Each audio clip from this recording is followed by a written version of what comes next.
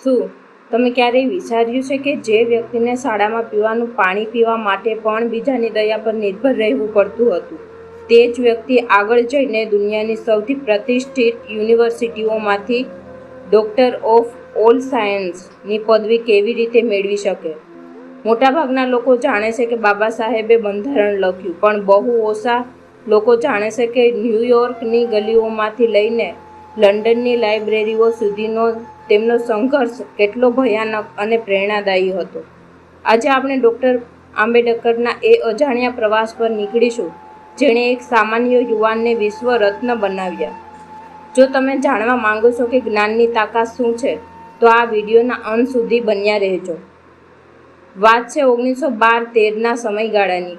એ સમયે ભારતમાં જ્ઞાન મેળવવું એ કોઈ સામાન્ય બાબત ન હતી, અને એમાં પણ જો તમે દલિત સમાજમાંથી આવતા હોવ તો શિક્ષણ મેળવવું એ લોખંડના સણાસ આવવા જેવું હતું.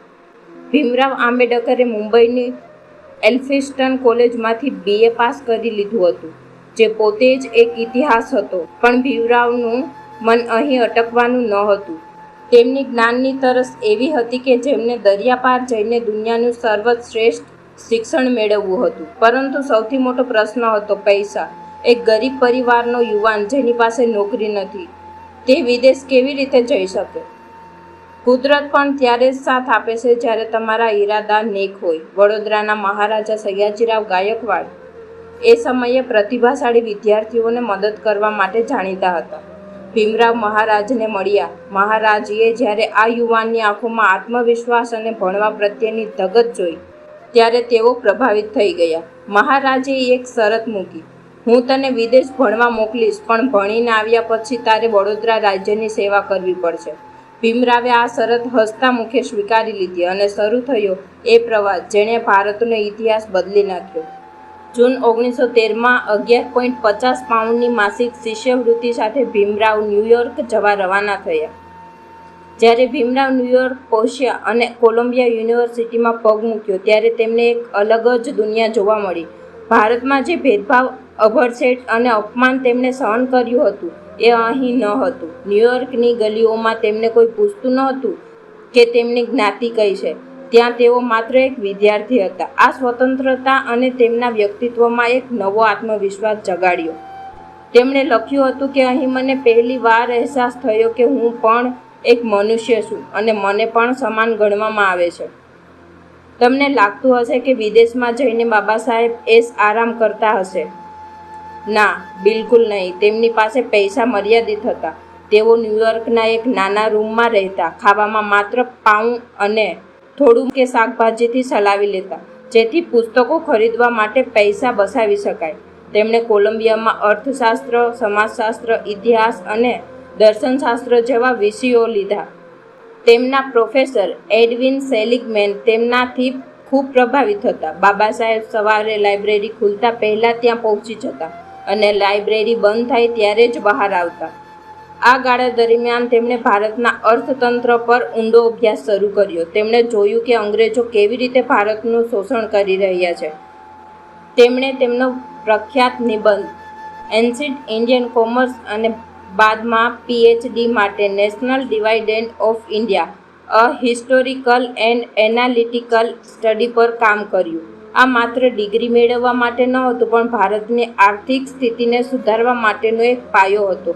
એક વિદેશી ધરતી પર બેસીને એક ભારતીય યુવાન આખા દેશના અર્થતંત્રનું વિશ્લેષણ કરી રહ્યો હતો.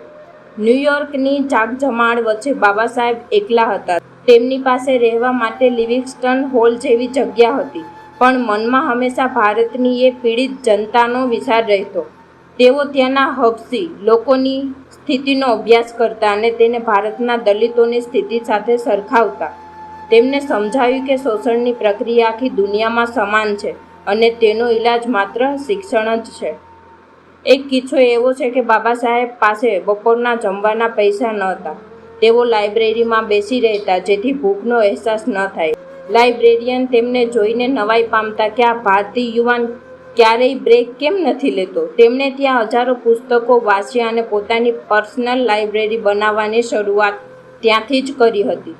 મિત્રો, અત્યારે આપણે જે સાંભળી રહ્યા છીએ એ માત્ર એક ઇતિહાસ નથી, પણ એક સાબિતી છે કે જો તમારી પાસે જ્ઞાનની તાકાત હોય તો દુનિયાની કોઈ પણ મુસીબત તમને રોકી નથી શકતી. બાબા સાહેબનો આ સંઘર્ષ જો તમને જરા પણ પ્રેરણા આપતો હોય તો આ વિડીયોને અત્યારે જ લાઈક કરો અને હા, કમેન્ટમાં જય ભીમ અથવા નોલેજ ઇઝ પાવર લખવાનું ભૂલતા નહીં. તમારી એક કમેન્ટ અમને આવા સંશોધન કરવામાં ખૂબ હિંમત આપે છે. જો તમે હજુ સુધી આ ચેનલને સબસ્ક્રાઇબ નથી કરી તો કરી લો, કારણ આગળનો ભાગ આનાથી પણ વધુ રોમાંચક હશે. કોલંબિયા યુનિવર્સિટીમાં બાબા સાહેબના ગુરુ જ્હોન ડ્યુઈ હતા. ડ્યુઈએ તેમને શીખવ્યું કે લોકશાહી માત્ર સરકારનું સ્વરૂપ નથી, પણ તે સાથે જીવવાની રીત છે. આ વિચાર જ આગળ જઈને ભારતના બંધારણનો પાયો બન્યો. બાબા સાહેબ ડ્યુઈના લેક્ચર્સમાં ક્યારેય મોડા પડતા નહીં અને દરેક શબ્દને પથ્થરની લકીરની જેમ યાદ રાખતા. વિચાર કરો, જે ડિગ્રી પૂરી કરવામાં સામાન્ય વિદ્યાર્થીઓને 8 વર્ષ લાગે, બાબા સાહેબે તે માત્ર 3 વર્ષમાં પૂરી કરી. તેમણે MA અને PhDના સંશોધન પત્રો એટલી ઝડપથી તૈયાર કર્યા કે યુનિવર્સિટીના પ્રોફેસરો પણ દંગ રહી ગયા. તેમની આ મહેનત પાછળ એક ઉદ્દેશ્ય હતો: વહેલી તકે ભારત જવું અને પોતાના લોકો માટે લડત શરૂ કરવી. કોલંબિયા યુનિવર્સિટીમાં અભ્યાસ પૂરો કર્યા પછી બાબા સાહેબને સમજાયું કે જો તેમને કાયદાનું જ્ઞાન અને અર્થશાસ્ત્રમાં વધુ ઊંડાણ જોઈતું હોય તો લંડન જવું અનિવાર્ય છે. 1916માં તેઓ લંડન પહોંચ્યા, પરંતુ અહીં એક મોટી સમસ્યા હતી. વડોદરાના મહારાજાની શિષ્યવૃત્તિ પૂરી થઈ રહી હતી. તેમની પાસે એટલા પણ પૈસા ન હતા કે તેઓ સારી હોટલમાં રહી શકે. તેમણે લંડનમાં એક ખૂબ જ સસ્તી અને નાની ઓરડી ભાડે રાખી. પરિસ્થિતિ એવી હતી કે ઘણીવાર તેમની પાસે રાત્રે ખાવાના પૈસા ન હતા, છતાં તેમનું ધ્યાન માત્ર અને માત્ર પુસ્તકોમાં જ હતું. બાબા સાહેબ રોજ સવારે લાઇબ્રેરી ખુલતા પહેલા દરવાજા પર ઊભા રહી જતા. લાઇબ્રેરિયન પણ તેમની જોઈને આશ્ચર્ય પામતા. તેઓ આખો દિવસ ભૂખ્યા તરસ્યા વાંચતા રહેતા. એક દિવસ લાઇબ્રેરિયને તેમને પૂછ્યું, તમે બપોરે જમવા કેમ નથી જતા?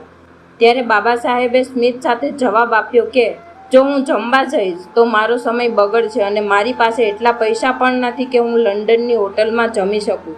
તેઓ માત્ર 1 પાઉં ખાઈને આખો દિવસ કાઢી નાખતા. 1917માં જ્યારે પ્રથમ વિશ્વયુદ્ધ ચરમસીમા પર હતું ત્યારે લંડનમાં રહેવું જોખમી બની ગયું હતું.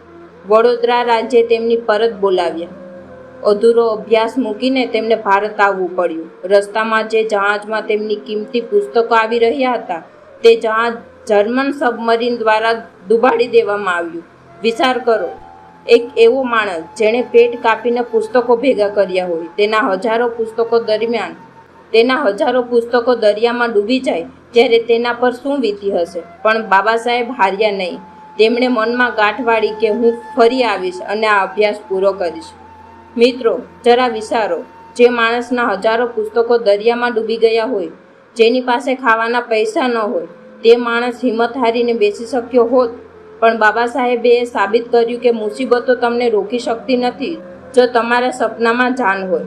જો તમને પણ લાગે છે કે શિક્ષણ જ દુનિયા બદલી શકે તો અત્યારે જ આ ચેનલને સબસ્ક્રાઈબ કરો. તમે કઈ સિટીમાંથી આ વિડીયો જોઈ રહ્યા છો તે કમેન્ટમાં જરૂર જણાવજો, જેથી અમને ખબર પડે કે બાબા સાહેબના વિચારો ક્યાં સુધી પહોંચી રહ્યા છે. ભારતમાં થોડો સમય નોકરી કરીને અને પૈસા બચાવીને બાબા સાહેબે 1920માં ફરી લંડન ગયા. આ વખતે તેમની પાસે સમય ઓછો હતો અને કામ ઘણું વધારે. તેમણે LSEમાં પોતાનો પ્રખ્યાત thesis the problem of the rupees, its origin and its solution રજૂ કર્યો. આ જ એ સંશોધન હતું જેના આધારે વર્ષો પછી ભારતમાં RBIની સ્થાપના થઈ. એક દલિત યુવાન લંડનની ધરતી પર બેસીને ભારતની કરન્સીની સમસ્યા ઉકેલી રહ્યો હતો. આનાથી મોટું ગૌરવ શું હોઈ શકે? લંડન સ્કૂલ ઓફ ઇકોનોમિક્સમાં DSc ની પદવી મેળવનાર તેઓ પ્રથમ ભારતીય હતા. સાથે જ તેમણે ગ્રેજ ઇનમાંથી કાયદાનો અભ્યાસ પૂર્ણ કરીને બેરિસ્ટરની પદવી પણ મેળવી. હવે તેઓ માત્ર ભીમરાવ ન હતા, તેઓ ડૉક્ટર BR આંબેડકર બની ચૂક્યા હતા.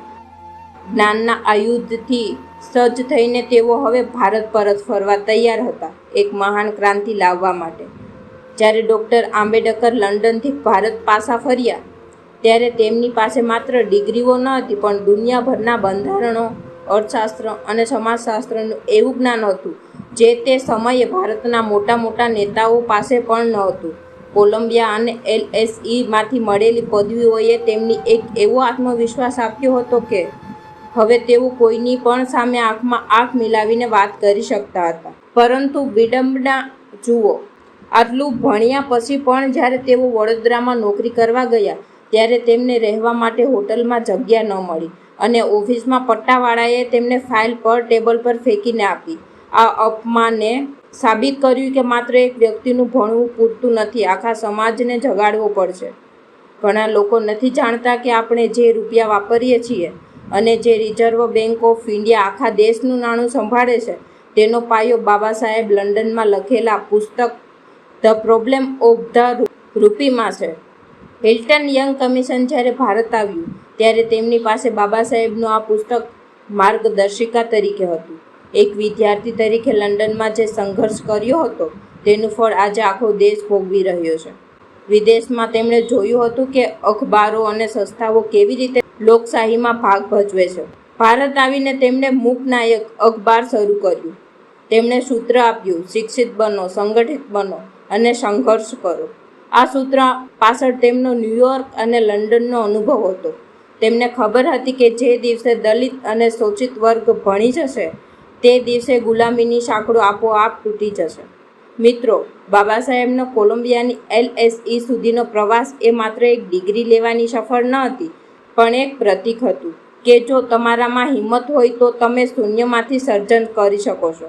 જેમને પાણી પીવા માટે પણ સંઘર્ષ કરવો પડતો હતો તેમણે દુનિયાની સૌથી મોટી લોકશાહીનું બંધારણ લખ્યું. આ વિડીયો જો તમને સાચે જ ગમ્યો હોય તો આને તમારા દરેક વોટ્સએપ ગ્રુપમાં શેર કરો, જેથી દરેક યુવાનને ખબર પડે કે શિક્ષણની તાકાત શું છે. આવી જ વધુ પ્રેરણાદાયક વાર્તાઓ માટે ચેનલને સબસ્ક્રાઈબ કરવાનું ભૂલતા નહીં. તમારી એક લાઇક અમને વધુ મહેનત કરવાની પ્રેરણા આપે છે. જ્યારે ભારતનું બંધારણ લખવાની વાત આવી ત્યારે આખી બંધારણ સભામાં ડૉક્ટર આંબેડકર જેટલું જ્ઞાન કોઈની પાસે ન હતું. વિદેશમાં તેમણે જે કાયદાકીય બારીકીઓ શીખી હતી તેનો ઉપયોગ તેમણે ભારતના દરેક નાગરિકને સમાન હક આપવા માટે કર્યો. પશ્ચિમના દેશોની લોકશાહી અને ભારતના મૂલ્યોનો સમન્વય કરી તેમણે વિશ્વનું સૌથી શ્રેષ્ઠ બંધારણ તૈયાર કર્યું. આજે કોલંબિયા યુનિવર્સિટીમાં ડૉક્ટર આંબેડકરની પ્રતિમા છે અને તેની નીચે લખ્યું છે સિમ્બોલ ઓફ નોલેજ. જે યુનિવર્સિટીમાં દુનિયાભરના રાષ્ટ્રપતિઓ અને વૈજ્ઞાનિકો ભણ્યા છે ત્યાં બાબા સાહેબને જ્ઞાનનું પ્રતીક માનવામાં આવે છે. આ સફળ આપણને શીખવે છે કે ગરીબી, જ્ઞાતિ કે પરિસ્થિતિ ક્યારેય તમારા રસ્તામાં આવતી નથી જો તમે તમારી જાતને જ્ઞાનથી સજ્જ કરી લો. બાબા સાહેબ માત્ર એક વ્યક્તિ ન હતા, તેઓ એક વિચાર હતા જે આજે પણ કરોડો લોકોને પ્રેરણા આપી રહ્યા છે. મિત્રો, આ તો માત્ર ડૉક્ટર આંબેડકરના શૈક્ષણિક પ્રવાસની એક ઝલક હતી. જરા વિચારો, જે માણસે ન્યૂયોર્ક અને લંડનથી લાઇબ્રેરીઓમાં પોતાના જીવનના સૌથી કિંમતી વર્ષો હોમી દીધા, શું એ માત્ર પોતાના માટે હતું? ના, એ દરેક પુસ્તક અને એ દરેક ભૂખ્યો દિવસ તમારા અને મારા ઉજ્જવળ ભવિષ્ય માટે હતો. આજે આપણે એસી રૂમમાં બેસીને 2 મિનિટ ભણવામાં કંટાળી જઈએ છીએ, ત્યારે યાદ કરજો લંડનની એ ઠંડી રાત અને બાબા સાહેબની એ નાની ઓરડી જ્યાં પૈસાના અભાવે સગડી સળગાવવાની પણ તાકાત ન હતી, છતાં જ્ઞાનની ગરમીએ તેમને જીવંત રાખ્યા. બાબા સાહેબે કહ્યું હતું, શિક્ષણ એ સિંહણનું દૂધ છે, જે પીશે તે ગર્જના કરશે. આજે પ્રશ્ન એ નથી કે બાબા સાહેબે શું કર્યું, પ્રશ્ન એ છે કે શું આપણે તેમના એ વારસાને આગળ લઈ જવા તૈયાર છીએ?